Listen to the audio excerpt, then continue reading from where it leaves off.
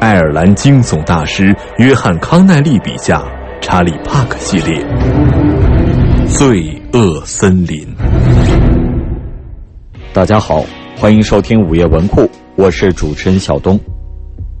在上集《罪恶森林》中，帕克去找曾经收养比利的老人佩恩，可是依然没有比利的消息。帕克回到黑森林镇上，从当地警察局长马特尔的口中得知了比利曾经到过圣玛莎老人之家闹事。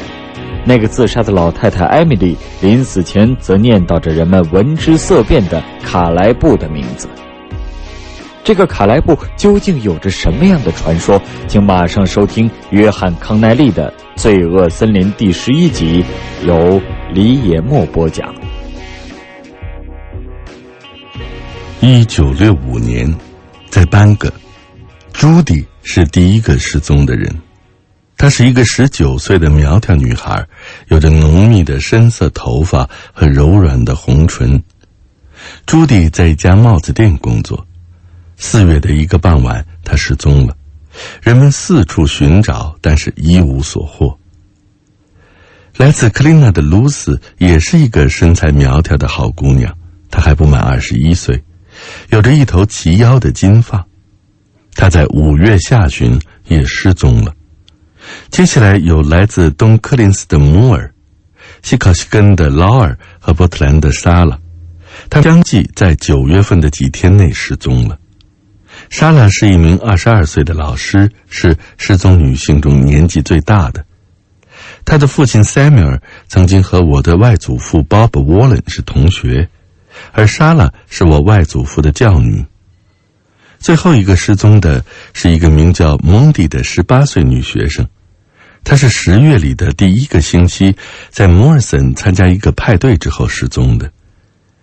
与其他人不同的是，蒙迪是一个胖胖的、相貌平平的女孩。但是那时人们已经觉察到事情很不对劲儿了。一场寻找蒙迪的行动向北展开，许多人伸出了援手。一些人，比如我外祖父，是从远方的波特兰赶去的。但是那个时候希望已经很渺茫了。在摩尔森东部几公里处的塞北克湖，我的外祖父加入了一个小组，小组只有3个人，后来变成了2个人，最后只剩下了我外祖父1个人了。只剩下了他1个人的那天，我外祖父在塞北克给自己找了个住处，然后在城外的酒吧吃了晚餐，那里很热闹，挤满了出来寻找蒙迪的人，还有许多的记者和警察。外祖父坐在吧台前喝了一杯酒，这时候一个声音在他身旁响起：“你知道这些乱事都是因何而起的吗？”外祖父转过身，看到一个有着深色头发、刀疤嘴和2只冷漠眼睛的高个男人，一件棕色的雨衣垂到这个男人的小腿肚上，笨重的黑靴子的脚尖部分从过长的裤脚下探了出来。我外祖父回答说：“他们在寻找失踪的女孩。”那个男人让外祖父感到不自在，因为那个男人的声音里有一种让人觉得酸酸甜甜的感觉，就像是糖浆里加入了毒药。他的身上有泥土和树叶的味道，还有一些我外祖父也说不清楚的味道。男人问：“你觉得他们能找得到那个女孩吗？”“也许吧。”男人注视着我的外祖父，表情很严肃，眼中却闪烁着奇怪的光。“但是他们还没有找到其他那几个人吧？”“是的，没有找到。”“你是警察吗？”“是的。”“可是你不是附近的警察吧？”“是的，我从波特兰来。”“波特兰？那么你都搜查过哪些地方呢？”“塞北克湖附近南岸地区。”“塞北克湖很美，我更喜欢那儿的小威尔森河，就在埃利奥维特尔路旁边，只要你有时间，那里值得一看。关于那一带的景色有很多的报道。”说着，男人伸手示意要了一杯威士忌，在吧台上扔了几枚硬币，然后一饮而尽。明天你还会去那附近吗？我想会的。男人点了点头，用右手背擦了擦嘴。我外祖父看到他掌心有伤，指甲里有泥。好吧，你也许比其他人能幸运一些，既然你是从波特兰来的。有的时候是需要新眼光来看穿老把戏的。男人说完这些就离开了。接下来的周日，我外祖父发现了一棵长着奇怪果实的树。当时塞北克湖边满是盛开的花朵，小鸟在树林里歌唱，清晨是那样的明亮清新。外祖父在湖边的巴康德营地下了车，出示了他的警徽，然后加入了一个由同一个家庭的2个兄弟和1个表亲组成的小组。这4个人一起寻找了3个小时，直到这家人回去吃午餐。我外祖父拒绝了他们的邀请，回到巴康德营地，坐在岸边的石头上吃他自带的午饭。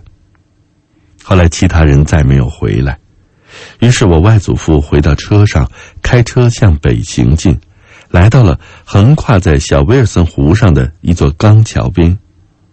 我的外祖父没有过桥，而是在路边停下了车，走过一条布满石块和泥土的小径，下到了河岸边。那里水流湍急，还有露出来的岩石和倒下的树枝要对付，因此外祖父不得不偶尔踏入水中，以绕过这些障碍。很快他上面的斜坡上就看不到人烟了。大概走了30分钟之后，有苍蝇在飞舞。我外祖父看到前面的岸上凸起了很大的一块岩石，他爬上这块岩石。左手边是河，右手边是树林中的一块空地，那里传来了更大的嗡嗡声。外祖父走过间隙，来到了一块小小的空地上，眼前的一幕让他惊呆了。一棵树干粗糙、枝繁叶茂的老橡树上挂着那些失踪的女孩，她们慢慢地转动着，被太阳晒成了黑色。一群疯狂的苍蝇围绕着他们，他们其中几个是裸体的，余下的那些身上也只挂着些破碎的衣物。一条粗重的绳子勒在他们的脖子上，把他们悬在了上方的树枝上。那里只有5具尸体，经过验证，蒙迪不在其中。警察们认为，该为这5具尸体负责的罪犯很有可能与蒙迪的失踪案件无关。我的外祖父把酒吧里的那个男人以及他们之间谈话的内容都告诉了警方。当细节被记录下来之后，人们发现有一个大致符合这一描述的男人曾经在蒙迪失踪的时候在莫尔森出现过，在斯考西根也出现过类似的人，只不过人们描述的身高、眼睛的颜色和发型有所不同。这个无名氏曾经一度成了嫌疑人，直到案件有了新的突破。突破来自失踪女孩露丝。露丝沾满血污的衣物是在科琳娜·弗莱彻家的小棚子里发现的。弗莱彻28岁，有点智障，靠着用森林中捡来的木头做一些手工艺品来卖点钱。露丝曾向弗莱彻的家人抱怨，弗莱彻有时跟踪他，调戏他，并且说一些不入流的话。后来露丝甚至还为此报了警。在失踪女孩死亡的案件调查中，弗莱彻的名字出现了。警察审问了他，并且搜出了露丝的衣服。弗莱彻哭了起来，说自己不知道那些衣物是从哪里来的。弗莱彻被关在了缅因州监狱的一个安全单元里。但是失踪女孩朱迪的一个远亲在弗莱彻去监狱医院检查身体的时候，用柳叶刀的脖子和胸口刺了3刀。24小时以后，弗莱彻死了。当时距离他开庭受审还剩下2天。事实摆在眼前，所有的谋杀事件以弗莱彻的被捕和死去而告终。但是我外祖父忘不了酒吧里的那个男人，忘不了他眼中一闪而过的光，以及他提及埃利奥特维尔路的事情。接下来的几个月中，外祖父感到愤怒和悲哀。后来他找到了一个名字叫做卡莱布的人，这个人出入过第一个失踪女孩朱迪所在城镇的酒吧。然后我外祖父展开了一场分类运动，他认为杀害了那些女孩的罪魁祸首仍然逍遥法外。他一度说服了一些人，直到昆汀家族在背后给他施加压力。最后多方的敌意和不屑超出了外祖父的承受底线，他离开了警界，开始从事建筑木工来养家糊口。外祖父给我讲述了这些故事，后来我才意识到，每当他坐在门廊里，双眼凝视着某个地方的时候，他一定是在回想着那些几十年前发生的事情。当他在报纸上读到一些年轻的女孩走失后没有下落的消息后，就推开眼前几乎没吃的食物，重新回到埃利奥特维尔路。而这些年来，外祖父找寻的那个名字卡莱布已经成了北部城市的某种护身符，尽管没有人知道它的由来，却被用来吓唬那些不听话不乖乖睡觉的孩子。这个名字常在晚上被说起，熄灯前妈妈温暖的气息仍在耳边萦绕。乖孩子，快睡觉，不要再到树林里去，否则凯莱布会把你抓走的。而我的外祖父重复着孩子们的歌谣，轻轻地唱着：卡莱布，卡莱布，如果你看到他，一定要跑得远远的。Sometimes questions are more 让我 powerful 们 than 一起 answers. 期待真相。 How is this happening? 让我们一起 What are they? 寻找答案。 This is what you've been waiting for. 午夜文库，真相就在下一分钟。精彩稍后继续。 I'll be back. 冬日寒夜里，一起错综复杂的凶杀案和一桩老年妇女自杀案同时发生。接下来，接二连三的人纷纷毙命。白色迷雾里，那些无辜的眼神把一切引向森林里的暗夜幽灵。爱尔兰惊悚大师约翰·康奈利笔下查理·帕克系列《罪恶森林》。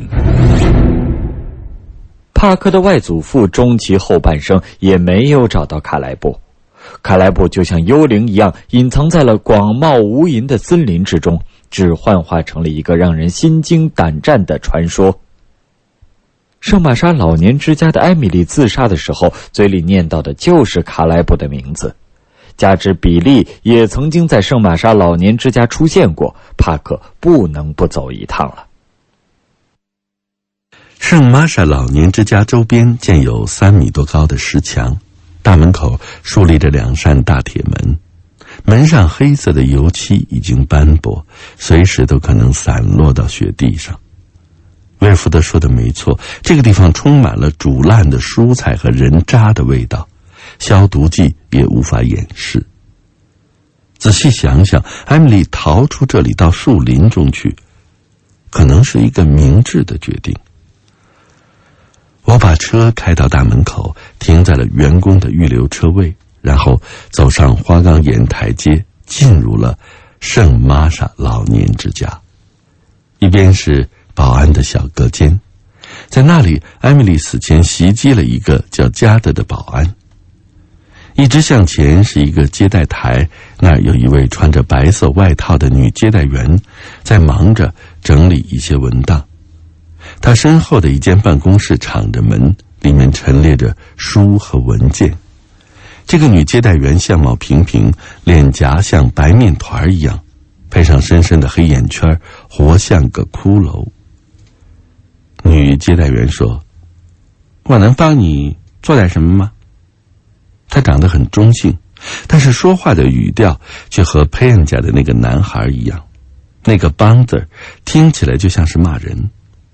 我告诉了他我的名字，并告诉他马特尔警长之前打过电话，安排我来和某些人谈一下和艾米丽之死有关的事情。我很抱歉，但是我们的主管马丁医生不在，他去奥克斯塔开会了，明天才能回来。我告诉过那位警长，但是你已经出发了。他的语调里充满了一种幸灾乐祸的意味。我说，让我猜猜看，你不能在没有主管允许的情况下让我和任何人谈话，主管不在，而你又没有办法联系上他，对吗？没错，很高兴能帮你省了这些口舌。女接待员生气了，紧紧地握着手中的笔，仿佛要把它插入我的眼睛里。这时保安室里走出了一个矮胖的男人，身穿一身廉价的不合体的制服。他一边向我走来，一边戴上了帽子，但是还是没能来得及掩饰住他脑袋旁边的伤疤。他问女接待员说，你这儿没事吧，格莱德？我说，现在我害怕极了，眼前是高大的保安，而且周围没有老太太能保护我。保安的脸红得厉害，说，我想你最好尽快离开，就像这位女士说的，这儿没人能帮你。我点了点头，离开了接待区，回到了外面的草地上。在语言上戏弄对方，让我产生了一丝快感，但是我仍然感到疲惫。这么多年过去了，卡莱布的名字再一次被提起，这让我陷入了困惑之中。我站在草地上，抬头看着乌迹斑斑的圣玛莎老年之家的正墙。据马特尔说，艾米丽的房间是在顶楼的西边角落，窗帘拉着，窗棱上落着几只小鸟。旁边的房间里有一个身影在窗旁移动，那是一位挽着发髻的老妇人，她正望着我。我冲她笑了笑，但是没有得到回应。我驾车离开的时候，她仍然站在窗前望着我。我原计划在黑森林再多待一天，因为我还没有和兰德谈谈。但是我给汽车加油的时候，用座机给早就回到斯卡布罗的安吉尔打了个电话。电话响过5声之后，安吉尔终于说话了。是我，有什么事发生吗？很多呀，不过没什么好事儿。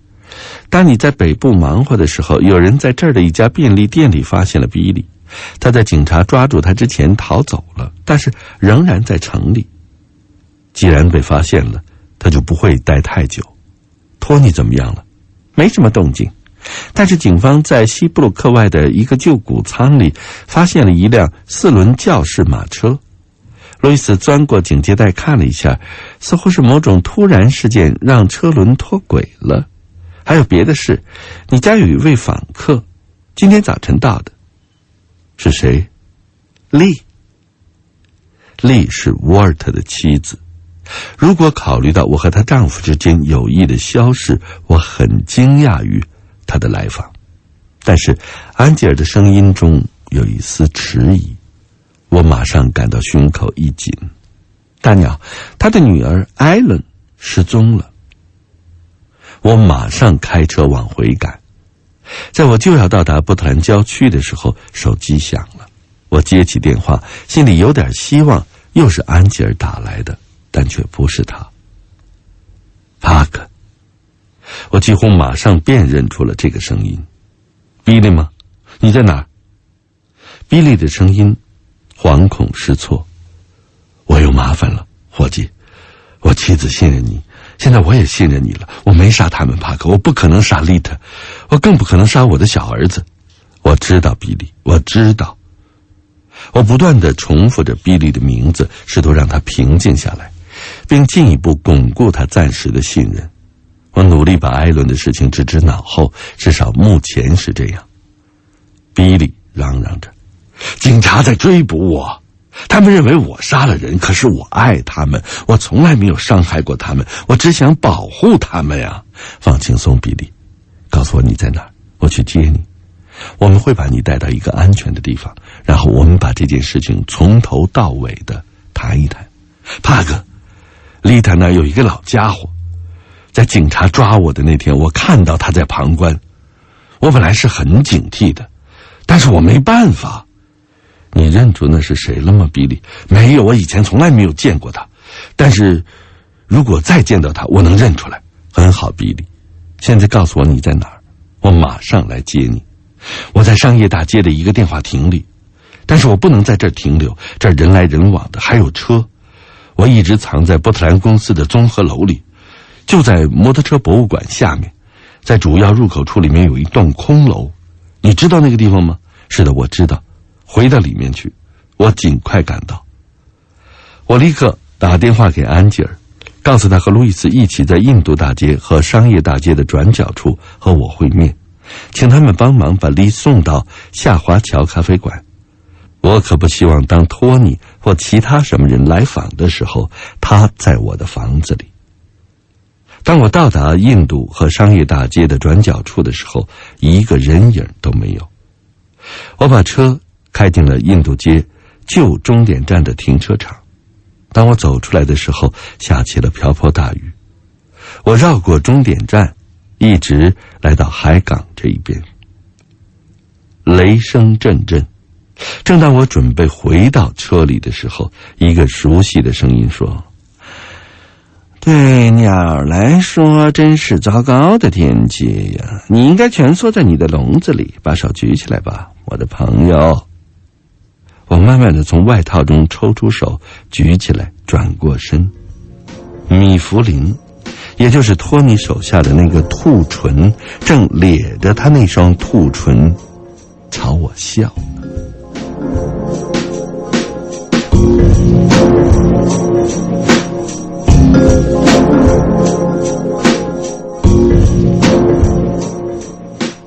帕克来接比利，却遇到了托尼的手下兔唇米弗林。这是偶然遇见，还是比利的行踪已经暴露？帕克命运如何？请继续收听《午夜文库之罪恶森林》第12集，由李野墨播讲。我是小东，再见。想了解事情的真相吗？ Just take the one. 想知道最终的结局吗？ Everything you see. By tomorrow it won't matter. 请等待24小时。明天相同时间。